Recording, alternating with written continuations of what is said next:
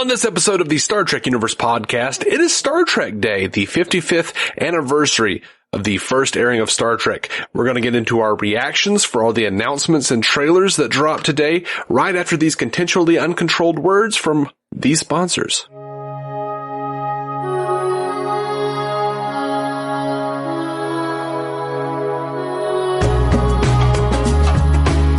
Welcome to the Star Trek Universe podcast, where you get to listen in to the conversation two lifelong friends have been having since they were 6 about Star Trek, that is. Yeah. Well, about other things too. Let's face it. We tend to wonder. My name is Matthew Carroll. I'm David C. Robertson. Hey, Davo. How you doing, bud? I'm all right, man. I'm all right. It's been a long day of Star Trek for me. Ooh, more than just the Star Trek Day announcement?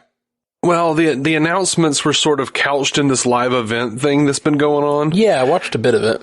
I did not, by and large, I did not enjoy the live events. Like, Sure. some of the like the red carpet girls they kept going to, like the social media girls who were like on the red carpet just reading tweets from their phones. It was real bad. And they were just kind of talking over each other and just, you know, it was pretending to be excited about things. It felt like they may have been actually excited. Right. Maybe they were huge fans, but also they might have just been social media strategists or like one whatever. girl kept talking about how she wasn't a fan and how she's like, this is getting her excited to be a fan. And I'm like, what is happening here? At least you know that's genuine. You know what I mean? Like, at least there's like no doubt that that's the truth, because it's a real stupid thing to say. You know, it's just, I don't know, man. It was a lot of filler. Man, you know, I got up top real quick. I know it's Star Trek Day. We got a lot of announcements to get to. I went to Dragon Con this week. Yeah. And, I told the story a little bit on the, Pandavision, where we're covering Orville right now. So, if you're following along, you might hear this twice, but man, just going into a Trek room, a panel of Trek fans, and they're like talking about just what Trek means to them.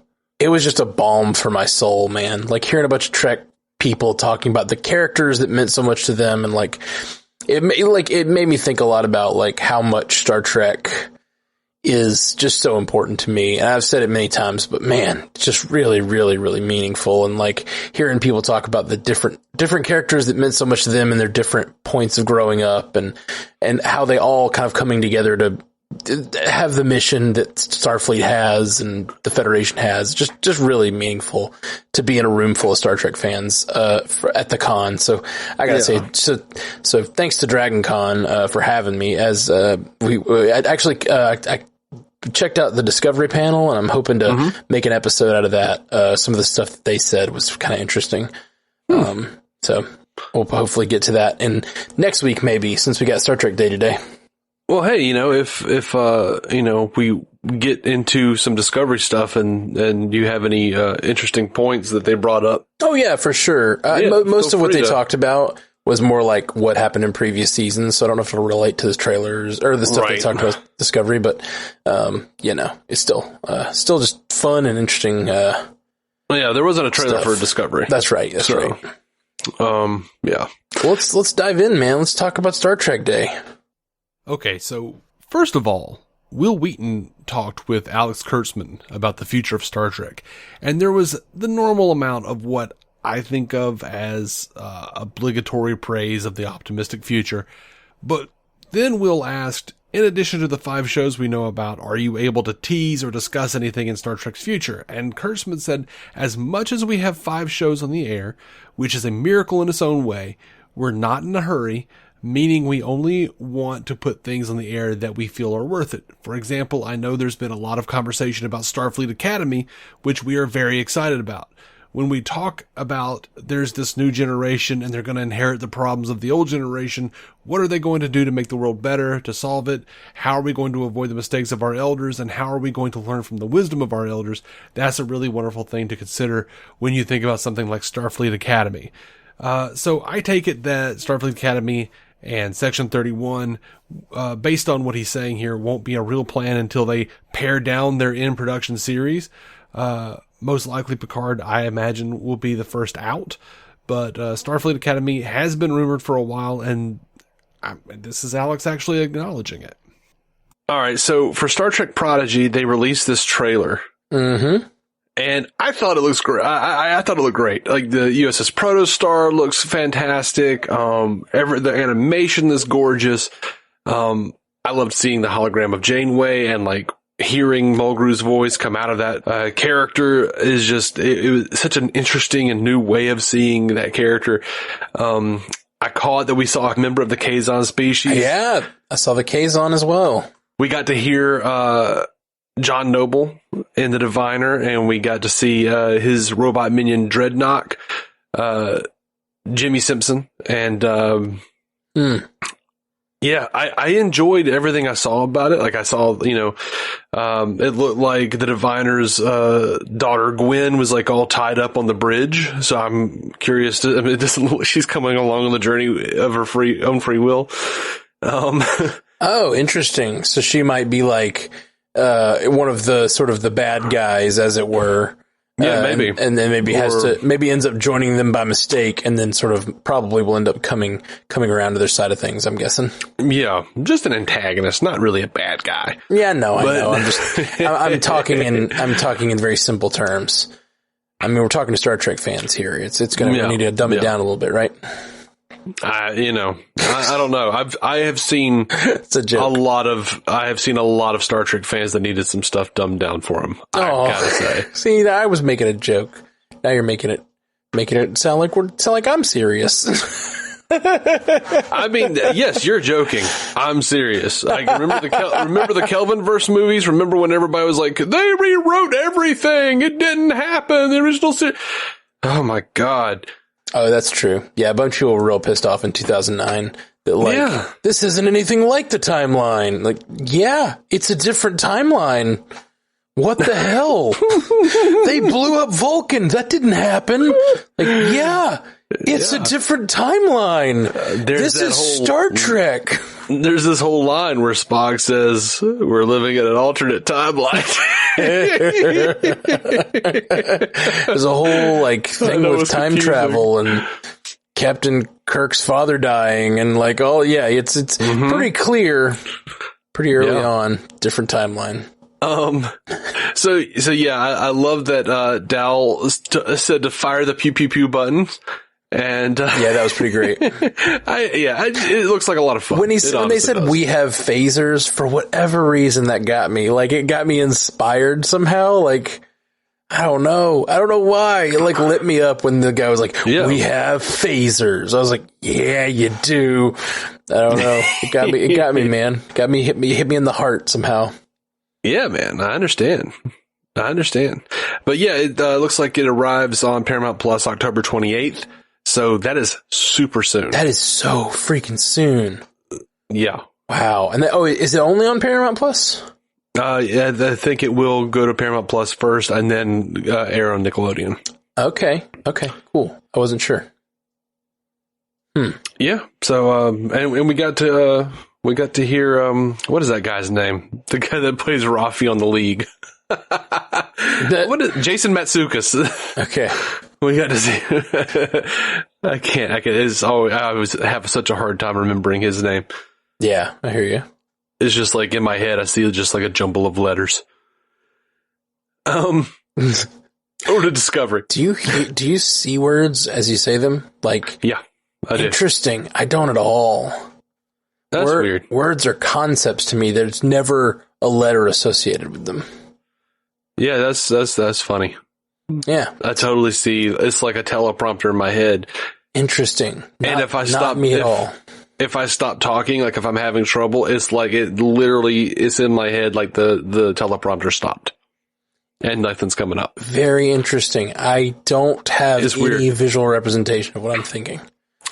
Yeah, that's strange. Yeah, it is. I like it. We've been friends for all these years and we didn't know about this. Let us know what you guys, let's take a poll of the audience. StarTrekUcast@gmail.com. Let us know if you have a teleprompter in your brain.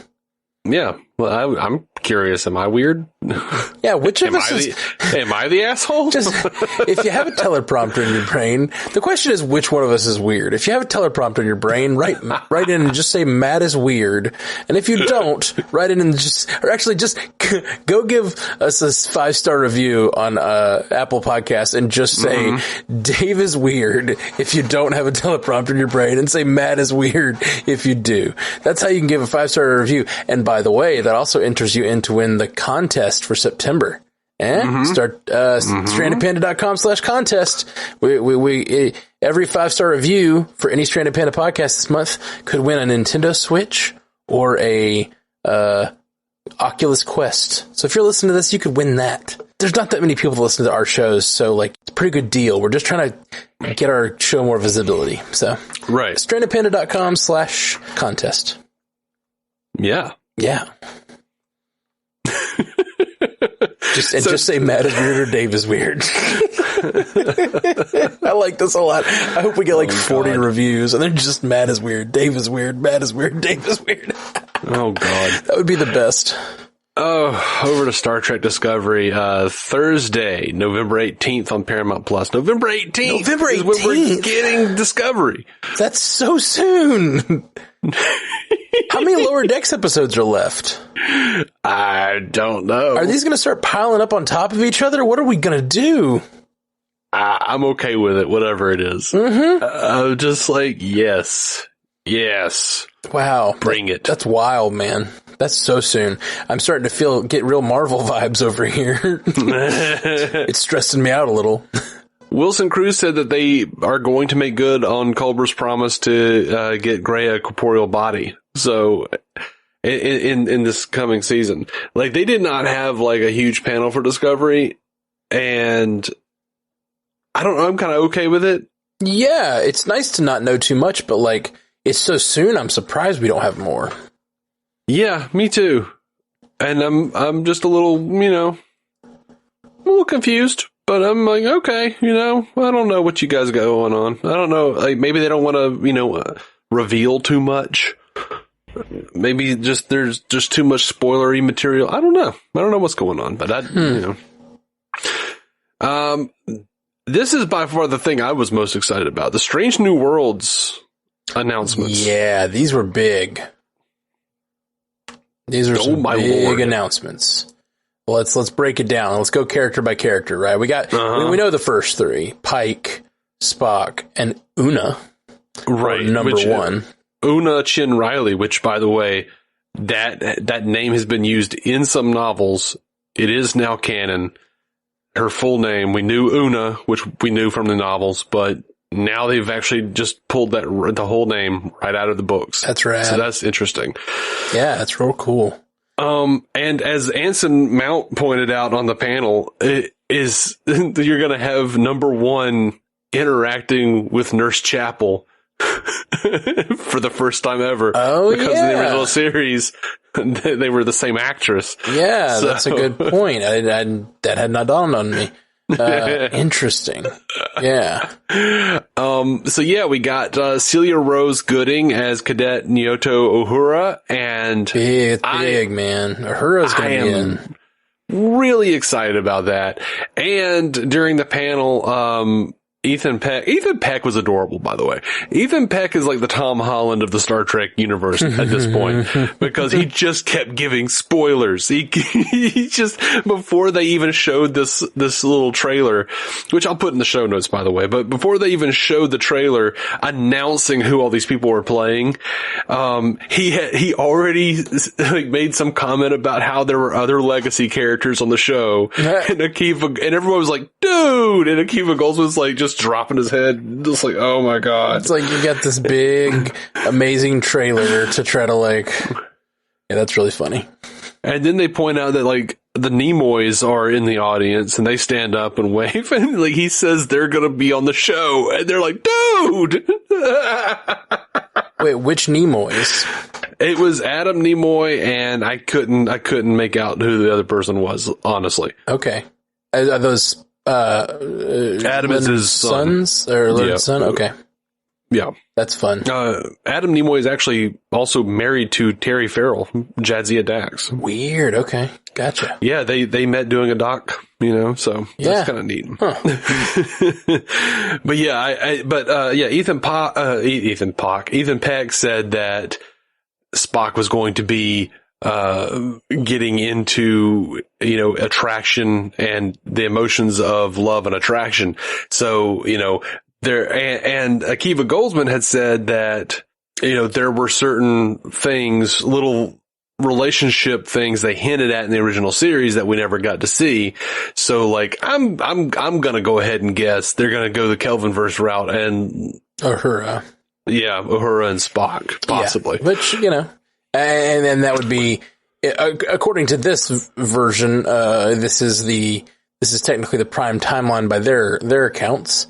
So understand, not by yours. So that would, I'll go back and forth. I can see it being the prime timeline after the temporal war, as I've said. Sure. So that would, whatever, allow for that to have happened before possibly the original series, and maybe they just were now just friends or whatever, how that works. Yeah, they could. Yeah, so Jess Bush as Christine Chapel, and that's real cool. And that just getting to really know those characters that like were more, not as focused on in the original series. That'll be really cool. And also Babs Olusanmokun is playing Dr. Mbenga, who was also in the original series. Very excited to see that. That's real cool. And then we have new people. Yeah, one of these is really fascinating to me. Very fascinating. I'll leave that one for the last. We have Bruce Horak as Himmer, who appears to be an Anar, one of the subspecies of Andorian that was introduced in the Enterprise. That's neat. Melissa Navia as Lieutenant Erica Ortegas. Don't know that person. But Christina Chong is playing La'an Noonien-Singh. What? Noonien-Singh? Like Khan Noonien-Singh? Yeah.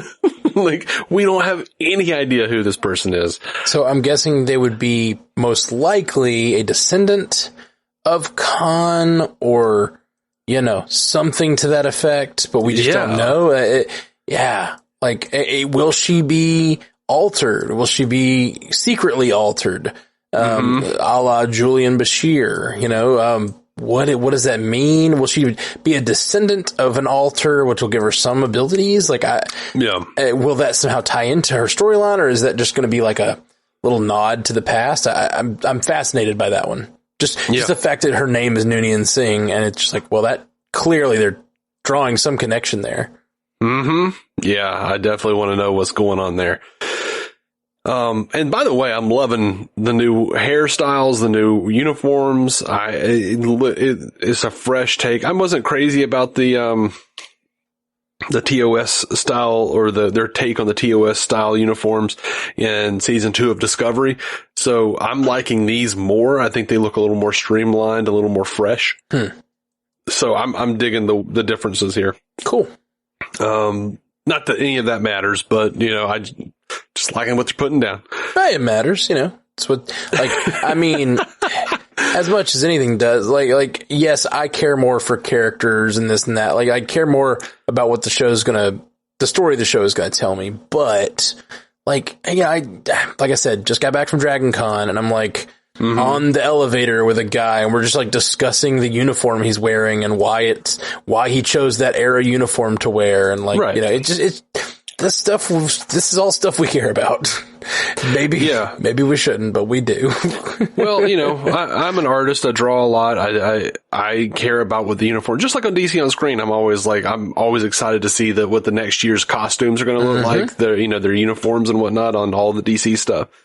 And I'll bring up something, and I'm like, oh man, Barry doesn't have the chin strap, or oh, Barry got the chin strap back, or whatever it is. And Jason's like, I didn't notice. I don't care. I don't give a shit. Yeah, no, it's funny. I was just telling, I think it was Ashley. I was telling Ashley Coffin on, we were talking on one of the shows, Bingers Assemble, I think, and I was telling her about how you care so much about the different, like little things in the ship designs and stuff. And I was like, yeah, well, you got to think about, like, he grew up drawing those ships and those things, like, all the time. And, like, they were something that fascinated him, and he, like, knew every little difference between every little ship. And so it's like, yeah, those things are important to him, Whereas I could really care less as long as it, like, kind of looks like that ship, which most of Starfleet, like, looks similar enough. I was looking at this ship from Prodigy, and I was like, is that supposed to be Voyager? Like, it's kind of shaped like it a little bit, I guess. I'd buy it. Yeah. And you're like, no, it's not. They have Kelvin versus nacelles.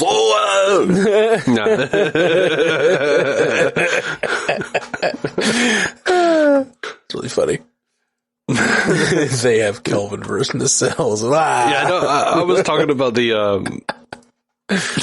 I remember years ago I was talking to our friend Ryan, who's in the Air Force, and I started talking about nacelles, the nacelles of the Enterprise. And he was like, do you know the word nacelle? And I was like, you know the word nacelle? And he reminded me that he was in the Air Force. I was like, oh, yeah. Well, I mean, the guy that designed the Enterprise was, in the Air Force, so that probably makes sense. Really, he would give the Enterprise a nacelle. Yeah. Was there anything else on that we wanted to touch on? I know that's basically all they said in the announcements. Yeah, no, I don't think there's anything else like that I know of. Right. They reiterated that they are going to be doing, much more episodic storytelling on Strange New Worlds. Okay. I've been saying that since they announced the show, that like, that is likely what that show is about, because it's called Strange New Worlds, and something that we haven't gotten from Star Trek lately is a ship that goes to new worlds each week, Right. And Ensign Mount said, in a show like this, it's the idea of the week, so the real star of the show is the Enterprise. Right. Well, and and I want to get into this Picard trailer, but real quick, I guess let's touch on Lower Decks, because it ties into that. Like, Lower Decks trailer looks funny. Can we go to Picard now? I do want to say they have friggin' ballroom dancing just like on the Enterprise D. Yeah. I saw Mirror Universe, or what looked like Mirror Universe Mariner fighting Mirror Universe Shax.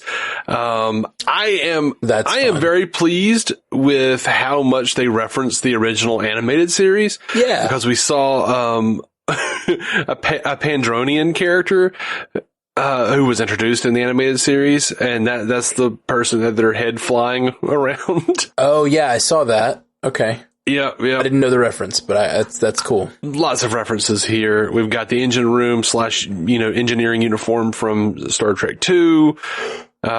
We've got movie era Constitution class ship exploding. And my favorite thing I think was Mariner and her mom being like, I think we're in trouble. Haha, this is not good. Like, they're so excited about danger. Yeah. It's interesting to see the relationship developing between her and her mom, because it's like, okay, now we're working together. Nope, that's not working. What are we going to do? But they're also like understanding they're more similar than they thought. And that's so I like that they're diving more into the relational stuff. 'Cause it gives it that overarching thing that the show needs to have a heart, I guess. Absolutely. And of course, I love what exactly is the difference between a phaser and the phaser rifle? They take two hands. Yeah, that was real silly. Real silly. And I love that the show isn't scared to sort of call out actual Star Trek. Like, yeah, cause that's true. There's really we don't really know the difference, and like, there's no need. We see the more militarized, complement on the ship often carrying phaser rifles, and it's like, okay, but is there a difference? No? Okay, good to know. Yeah. I mean, I just always assume they're more powerful, but who knows? Yeah, I mean, that's what Kirk took to fight Gary Mitchell in the second pilot, so I mean, yeah, I assume there's got to be something to them. Okay, so that's, like I said, looks funny. Let's move on to Picard. And I'm just teasing. You got anything else on that? No. Okay. Actually. Let's do it. Sure. What do you think of the Picard trailer? Let's see. I laughed heartily. Well, I squealed Interesting. when you said, "Remember the last time we spoke?" I said, "The trial is never over. The game never ends. Not the game. The trial never ends." Then, Picard says, "I am way too old for your bullshit," and he snaps him away. Yeah, that was funny. I laughed at that, and then everything else, I'm just like, okay. Yeah, it's like I'm super excited to see Picard. Mm-hmm. And Q. That's actually what I meant. I don't know why I said Picard. I am super excited to see Picard, but I'm really I meant Q. But here's the problem with, I think, Picard so far, and I'm worried about the season 2 because I feel like it might fall victim already to the same problem. And what makes Star Trek so interesting is this, in its episodic forms, is that every episode is a big idea, right? Mm-hmm. So you have 10 chances. If you have 10 episodes, you have 10 chances to hit it out of the park. They used to make 26 episodes or whatever the hell, and it was 26 episodes, and you get those 3 amazing ones, then that season is a success. You know what I mean? A lot of good ones, but then there's one best of both worlds that blows your mind, and you're like, oh, yeah. Season 3, man, it's great. What are you laughing? I just the concept, because I don't think I ever did that, where I was just like, man, that one episode was great. What a great season. Well, but you can think back on a great episode. You think back on a season of Star Trek and you go, what's in season 3? And you start naming episodes that's in season 3 and you go, oh, that's a pretty good season. You know what I mean? Yeah. You don't have to bat 1,000 to do it perfect. Right. No, you don't. You can have a few filler episodes. Not that I like filler episodes, but and still you basically just get more chances at bat is all I'm saying. And sure. With a show like this, and with the first season it was this way, and I'm feeling like this is looking similar. It's they got one shot. It's they're telling us one big idea story. Yeah. At least that's what they did with the first season. And the big idea was this planet with this group, the Zhat Vash, and this group of androids that are based on data. And that's the story they decided to tell. And that's just one. There were a lot of little stories that tied into it. They did do episodic stuff, but everything tied toward this one story. And if that one story doesn't tie up well, you've shot yourself in the foot, because then the entire thing kind of unravels, And I love serialized storytelling, but Star Trek's always about these big ideas, and I think it sort of suffered in Picard season 1, and it worries me for Picard season 2 that it looks like they're doing this time travel. We know the future, something is wrong in the future, so we have to go to the past, because they've done that so many times. I don't know how they're going to do that in a way that keeps it fresh and interesting. And so I'm a little worried about Picard season 2. And I am so sad to say that, because I'm freaking excited for it. And I'm so excited for Q. And the fact that they're telling what looks like one big story, where not only are they showing us the future, like a dark future that they have to go back and change, which is 15 Star Trek episodes, not to mention every season of Runaways, every season of Umbrella Academy, every season of Heroes, so many of these genre shows are that's what they do. They show you a dark future, then you have to work to prevent it. Terminator franchise. Yeah. It's so many. Yeah. So the thing, and then not only are they doing that, but they're also doing the thing that they do on Star Trek at least 4 times, where they're going back to right now. 21st century. It's really? You're doing that again? That old chestnut? Yeah. I mean, it is, it's at this point a tradition. Yeah. They did it in the original series. They did it in, Star Trek 4. Mm-hmm. They did it in, Voyager with, friggin', 99. Whatever the hell that episode was called. With Sarah Silverman. Yeah. That's what I'm saying. I guess, so far, this trailer feels incredibly done to me. Mm-hmm. It feels very, I've seen this before. It feels like First Contact. It feels like, Yeah, that's another one. First Contact. First Contact, yeah. So at the point where Q went back in time and turned our world into a totalitarian nightmare, I went, okay. Yeah, they have 12 movies and 2 of them are this plot. Yeah, I felt like the Q went back in time. You're just doing yesterday's Enterprise. Except you're making Q the reason for it. Okay. Yeah, you're also doing the one with the City at the Edge of Forever. Sort of. Right?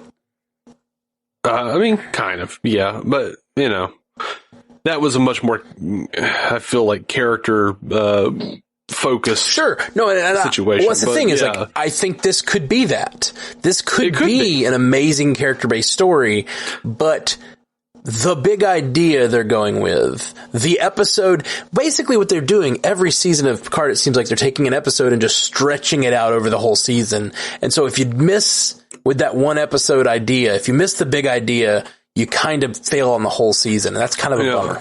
And I'm not trying to crap on it. I'm honestly not. I hear it. Yeah, I'm sorry. I don't want to do that. I don't want to, I'd like to be excited. We did get word that they're officially coming back for season 3. So, hopefully they're going to continue telling a bigger story. But yeah, I have to admit, when I saw the, futures, a totalitarian nightmare, they're back in the 21st century, I'll admit I was also prepared for this because I've seen they released a poster that was quite literally 21st century, LA, I think. Yeah, you mentioned that. Yeah, so, I'm sort of just, okay, well, I guess we'll see. I loved seeing the Borg Queen. I saw a lot of people, because they announced that the Borg Queen was happening. Is Annie Wershing playing, or not Alice Krieger or Susanna Thompson from Voyager. So this is a new Borg Queen, or a new actress at the very least. Right. I think it was interesting. One of the things that got me really excited looking at this trailer is there is a scene where we see the Borg Queen sort of cradling Jurati's face. Yes, I saw that too. I couldn't help but think, what if we have this woman who is, Jurati, who was an expert on sentient life? What if they're going back? They use the Borg Queen to go back in time to the 21st century. The Borg Queen freaking assimilates Jurati. She leaves and goes out into space on her own in the 21st century and becomes the original Borg Queen. You remember we had this conversation before, right? No. Yes, we made an image, one of our episodes prior to Picard, after one of the first Picard trailers and first Picard announcements. We said how much Jurati looked like the Borg Queen, and we had a conversation about her possibly being somehow related to or becoming the Borg Queen. And we even, I think the episode, I think we put an image as the image was the two of them side by side, and said, I don't think I did that, but no. Okay. Maybe I did it. I don't know. Maybe not for the episode. It might have been something we just posted online, but we definitely had this exact conversation 2 years ago. That Jurati looks so much like the Borg Queen, and it made us think yeah, what if they're doing something with that? And that shot definitely made me think that. And even if it's not that, even if it's not I think your theory is awesome. The fact, because they are going to the 21st century, makes a lot of sense. Yeah. But also just Jurati, stop being lured to the dark side. Man, it's her nature, Right. That's she's so sweet and seeming, but she really went off the deep end last season. Yeah. And now she's doing this, and is she gonna go off the deep end again? Is she gonna join up with the Borg? I feel like I've said this a number of times lately, but Rupert Thorne in Batman the Animated Series said it best: the brighter the picture, the darker the negative. Ooh, yeah. It's a good line. It's a good line. Such a good line. What a fucking great show the animated series is. But yeah, February 2022 is when we're going to be able to start seeing this season. Wow. Dude, that's so fucking soon too. That's 3 We're in the middle of a season of Star Trek right now. We've got 2 more seasons of Star Trek starting this year, and a 4th in February. And we don't have a date on. Wait, no, Discovery's in November. That's one of the 2. Yeah, Discovery's in November. And we don't have a date on Strange New Worlds, though. That's right. Okay, that's the one. I knew I was missing one. Yeah, dude. Can I say one more thing? Sure. Dude. I didn't know it was going to be that. I feel like it shouldn't count. I'm just really excited. That's just a lot of Star Trek coming really fast. And as much as, I don't know, I had such a great time just spending time with other people who love this stuff like I do. Dragon Con was a really, really great time. I don't know. I just hadn't been around people much in the last 2 years or whatever. And being around people that just love this stuff like I do. It really was incredibly encouraging and just reminded me of what I love about Star Trek so much. And yeah, it was great, man. Yeah. That's awesome, man. Yeah, it really was. It was super nice. And I can't wait to do more of that. I also got to play some of my Star Trek songs for a crowd of people that knew what I was talking about. That's always nice. It was super nice. Yeah, it was great. Well, that's all the news, right? That's it. That's all I've got. Man, good job. Thank you for bringing all the news, Dave. Oh, you're welcome, man. You're welcome. I always have a good time talking about this stuff with you. And I'm sorry to anybody who was upset that we didn't like the Picard trailer more. I'm not feeling it yet. I want to. I really want to. This is not a desire to shit on this show. I really want to love the shit out of it. I want to just absolutely love it. And he doesn't want to shit on it. He wants to love the shit out of it. That's right.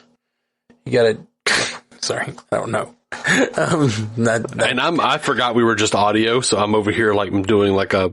Are you rubbing your nipples? You were rubbing your nipples, right? No, that was for the entirety of the rest of the show. This time, I was making sort of a scooping the shit out motion with my hand. Oh, okay. Gotcha. Yeah. Well, I mean, I'm just excited. There's so much Star Trek, and I'm not going to judge it too harshly based on one trailer. I'm worried about it, but mostly I'm worried about it because of how I'm worried about it because I didn't like the end of season 1, and it kind of soured all of season 1 for me. And I'm worried we'll get a similar thing where I'll love all the characters they build and the world we see and all this stuff, and then they're gonna not stick the landing, and it'll feel that entire season feels sort of darkened by things in the last episode that I didn't like. Certain choices they made, and which I have litigated over and over. But just bums me out. You know what helps me come to peace with the story they decided to tell? What's that? Just the sentence, "It was better than Nemesis." Yeah, no, I disagree. Oh, that's a shame. In one major way, and that is fucking Data's death. Really bothers me a lot. I'm fine with it. I'm good with it now. I've made my peace with it. Haven't made my peace. I also haven't thought about it much since. I just kind of let it go. But whenever I think about that season, I just can't help but be Data. What? There's just so many things they could have done there. What's more human than dying? And experiencing death. I think that's what they were thinking. Yeah, probably getting a human body and finally understanding emotions and sense of touch and having full range of that's more human. Not wanting to die is more human. in some ways. But you're still young yet, Sure. And then even that's sad to me. The fact that he spent so much time in this little in this little room that he felt like killing himself. Please turn me off. Life is torture is basically what happened. One of the things that came out of the pandemic was me seeing people's reaction to being in quarantine on Twitter, and me going, "Oh, Data's effectively been in quarantine for 18 years. Of course he wants to die. Well, that's the other thing is we didn't get a good sense of like, what has he been doing in those 18 years? Is he just sitting in that room for 18 years by himself, or is he like communicating with, it seemed like he had some communication with his children, but they didn't really explain how much or how it worked, or I felt like they were just one-word text messages, which was, of course, incredibly frustrating for any father. It's just... but you can't pick up the phone like a person? Yeah, that's my biggest problem with season 1. It's just like Data's choice bothers me a lot because I don't think it's what his character arc led to in any way. Like, sure, the idea of dying is beautiful, but like I would have rather him have died. Like, they could have had all this rebirth of...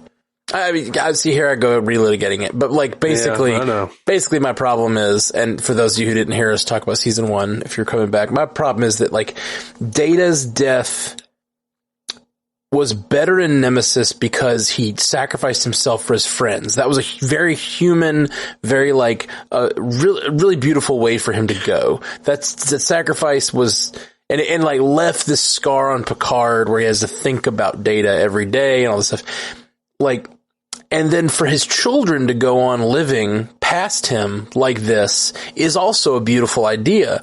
But instead of like, they took like 10 minutes, 15 minutes out of the finale where we're supposed to be living with this moment of the future to spend with Data and sort of like muddy his storyline in a weird way and take time away from telling the storyline of his children. It just felt like the whole last episode was a real failure in my mind. I just really just hated it. And there's a number of things that I'm sure if I went back, I'd probably even remember more, but there's a number of things I really didn't like, but that was the thrust of it. It's like, pick a story and tell it and let it be that.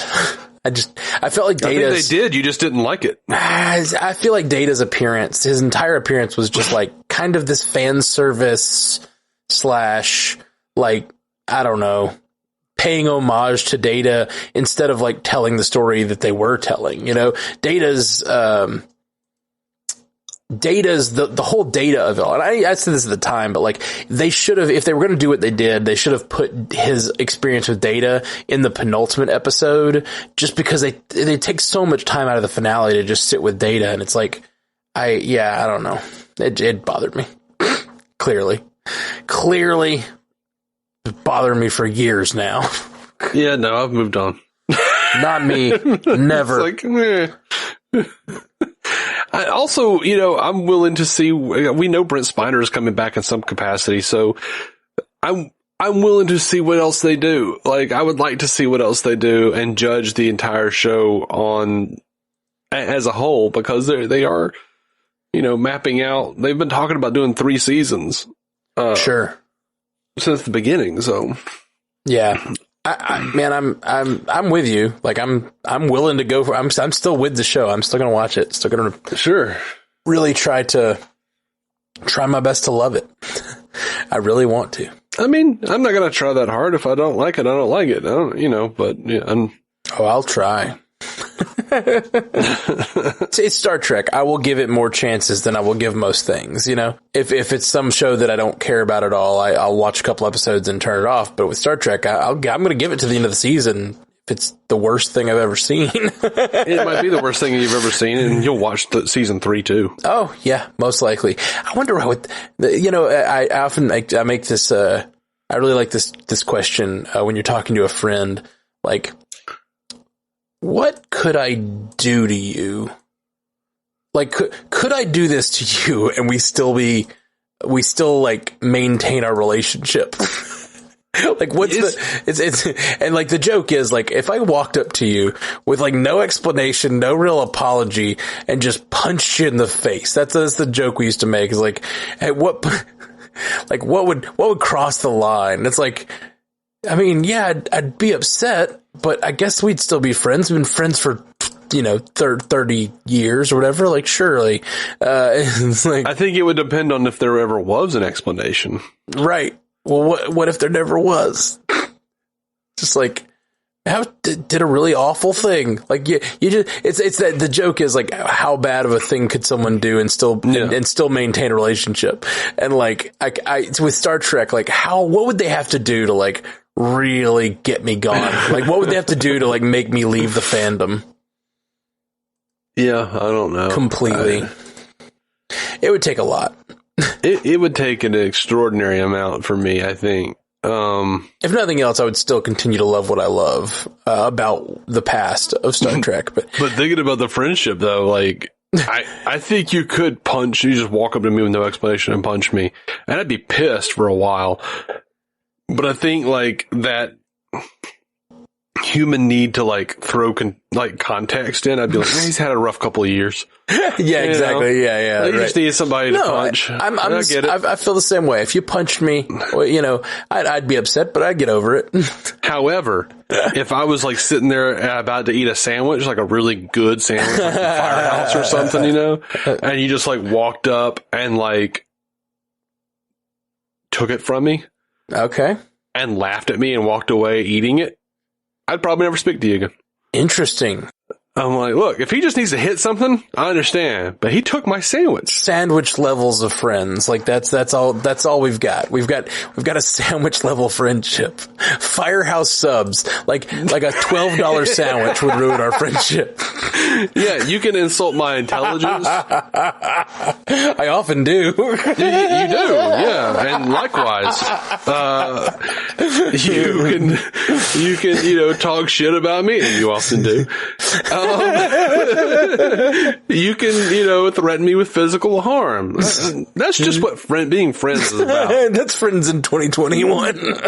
I mean, it's